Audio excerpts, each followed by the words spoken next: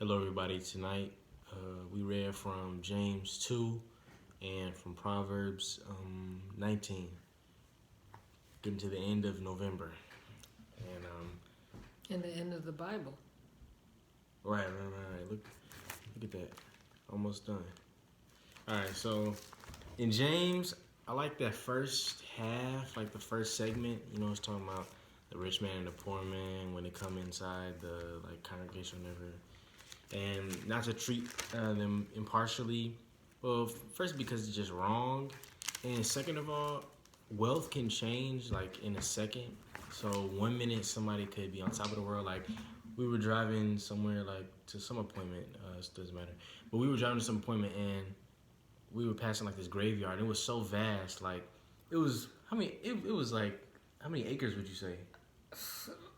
It seemed like it was endless. Yeah, it was like you could never see the end of the graveyard, and I was just thinking like all those people's money and stuff like that. I mean, it goes to other people, but it could be gone in a split second. So you shouldn't weigh people's value on what they have, and it can also change for the better. So you shouldn't treat poor people some type of way.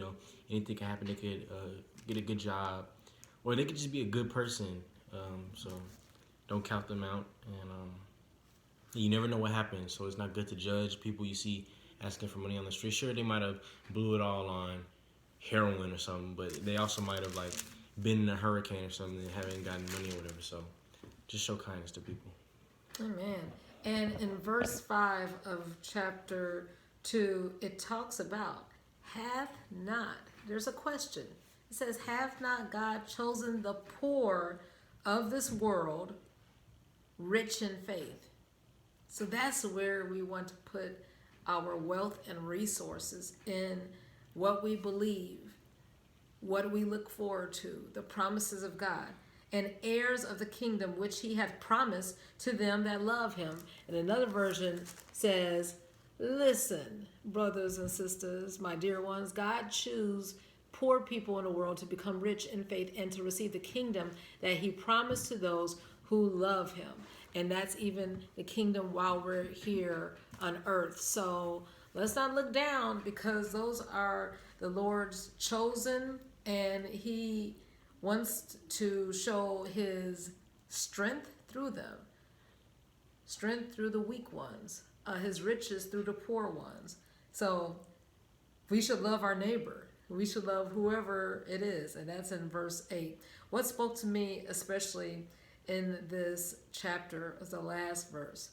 It says, for as the body without the spirit. I don't know if you remember going to the cadaver lab, speaking of graveyards, but seeing those corpses on a table, and they would have their faces covered, but you would see their body, and it would just be still, and rigor mortis set in, where it was just like wood, a tree limb, their arms and everything, their legs. But it says, for just like the body without the spirit was gone out of those bodies, the return to the maker. And it says, is dead. So faith without works is dead. So we could talk a good game. We can say, oh, I believe and I do this.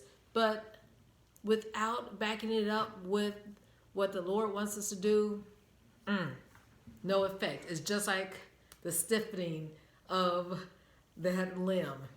It's not going to move.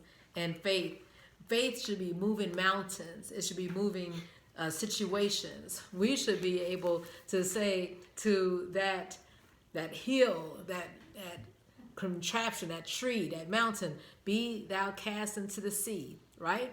That's what the Lord wants.